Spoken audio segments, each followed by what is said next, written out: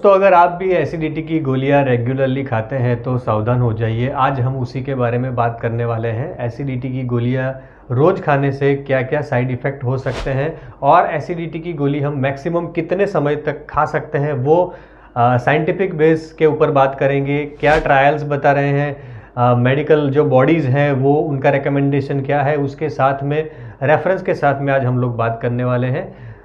उससे पहले आपको रिक्वेस्ट करूंगा कि हमारे चैनल को ज़रूर से सब्सक्राइब कर दीजिए। इस चैनल पर हम लोग होलिस्टिक हेल्थ के ऊपर डिस्कस करते हैं, यानी हमारी फिज़िकल हेल्थ और हमारी मेंटल हेल्थ दोनों के ऊपर डिटेल में बहुत ही यूज़फुल टॉपिक के ऊपर हम लोग बात करते हैं।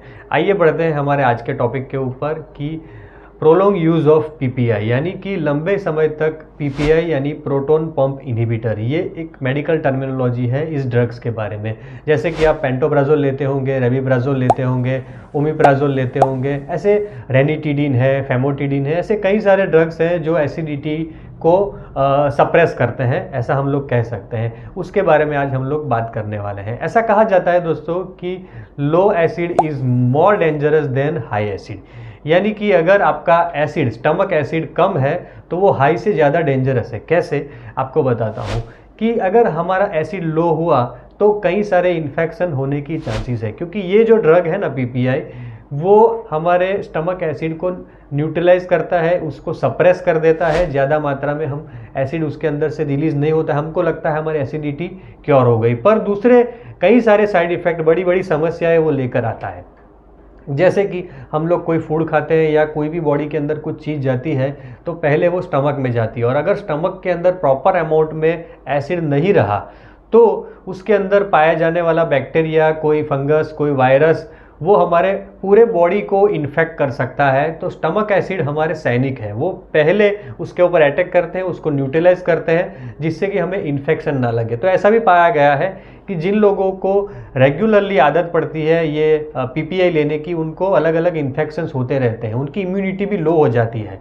जैसे कि न्यूमोनिया भी हो सकता है, ये इंटेस्टाइन के कुछ इन्फेक्शन भी हो सकते हैं, स्टमक में स्टमक फ्लू भी हो सकता है, ऐसे कई सारे इन्फेक्शन हो सकते हैं। उसके साथ में ये जो पीपीआई है वो हमारे कई ऐसे ज़रूरी मिनरल्स और विटामिन का एब्जॉर्प्शन भी रोक देता है, जैसे कि कैल्शियम हो गया, मैग्नीशियम हो गया, और सबसे बड़ी बात B12 का एब्जॉर्प्शन भी ये रोक देता है।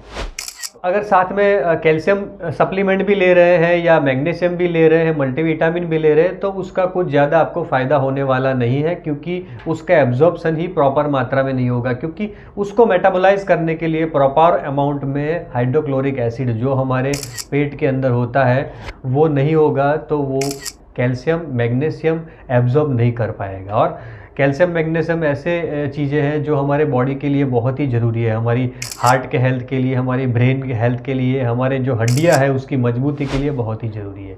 और जो दूसरी मैंने बात की कि B12 की भी कमी करता है, तो B12 से जुड़ी हुई कई सारी बीमारियां हैं, मेंटल प्रॉब्लम्स भी हो सकते हैं और फिजिकल प्रॉब्लम भी हो सकते हैं। फिर हम लोग B12 के सप्लीमेंट लेंगे तो उसका कुछ खास असर होने वाला नहीं है।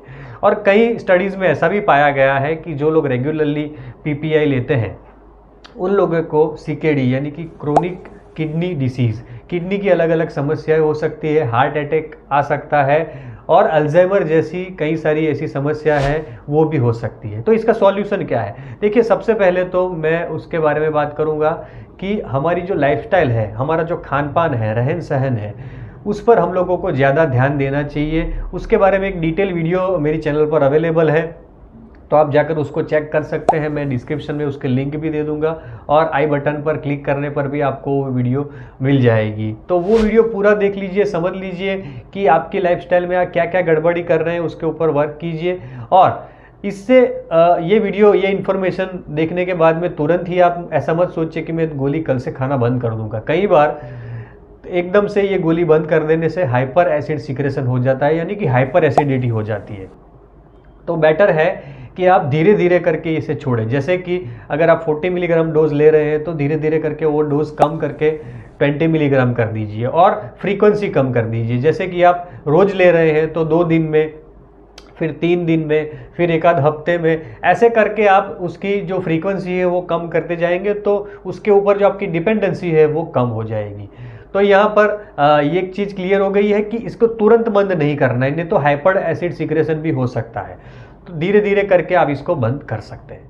पर फिर भी अगर आपको कुछ ऐसी समस्या है जिसकी वजह से ये गोली लेने की ज़रूरत है, तो ये कितने समय तक आप ले सकते हैं? तो रेकमेंडेड चीज़ है कि आप 6 से लेके 8 वीक यानी कि 1.5 से 2 महीने तक आप ये दवाई ले सकते हैं। उससे ज़्यादा लंबे समय तक मत लीजिए।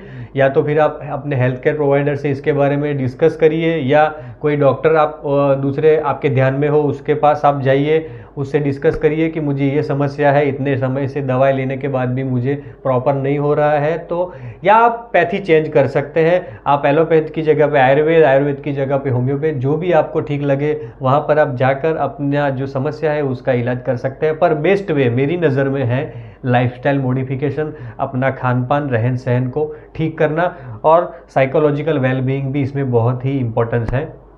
क्योंकि मेरे कई सारे ऐसे क्लाइंट हैं मैं जिनको देखता हूँ, उनका रहन सहन बिल्कुल ठीक है, वो हेल्दी खाना खाते हैं, पर फिर भी एसिडिटी की समस्या है। उसका कारण है उनकी एंग्जाइटी, उनका जो चिंता वाला स्वभाव है वो जो है वो कई बार हमारी एसिडिटी का कारण हो सकता है। उसके ऊपर भी मैं एक डिटेल वीडियो बनाने वाला हूँ, तो अगर आप उसके ऊपर डिटेल वीडियो चाहते हैं तो मुझे कमेंट सेक्शन में यस लिखिए। और साथ ही GERD जिसे बोलते हैं कि एसिड रिफ्लक्स होता है, खट्टी डकारें आती है, गले के अंदर एसिड आता है ऐसा लगता है, मुंह के अंदर खट्टा खट्टा पानी आ जाता है, ऐसा लगता है, सो नहीं पाते हैं, तुरंत बैठना पड़ता है, ये जो सारी समस्या है वो एसिड रिफ्लक्स की है। तो उसके बारे में भी मैं एक वीडियो बनाने वाला हूँ। तो आप समझ चुके होंगे कि ये जो आप रेगुलरली गोली ले रहे हैं, हल्के में ले रहे हैं कि सुबह एक गोली खा लेने से मेरी तो एसिडिटी चली जाती है, पूरा दिन अच्छा लगता है, तो ये आप गलती कर रहे हैं। और मैं ये जो बात कह रहा हूँ और साइंटिफिक बेस है उसका, डिस्क्रिप्शन में आपको मैं उसके जो आर्टिकल है वो भी आपको भेज दूंगा, ताकि आप उसका स्टडी कर सकें, समझ सकें कि जो मैंने बात की वो सही में कितने मायने रखती है। ये इन्फॉर्मेशन आपको अच्छी लगती है तो चैनल को ज़रूर से लाइक करें, और दूसरे लोगों के साथ भी ये इन्फॉर्मेशन शेयर करें जो लोग रेगुलरली ये गोली लेते हैं, उनको ज़रूर से ये वीडियो भेजें। और फिर से एक बार रिक्वेस्ट करूँगा कि चैनल को ज़रूर से सब्सक्राइब करें। Thank you very much.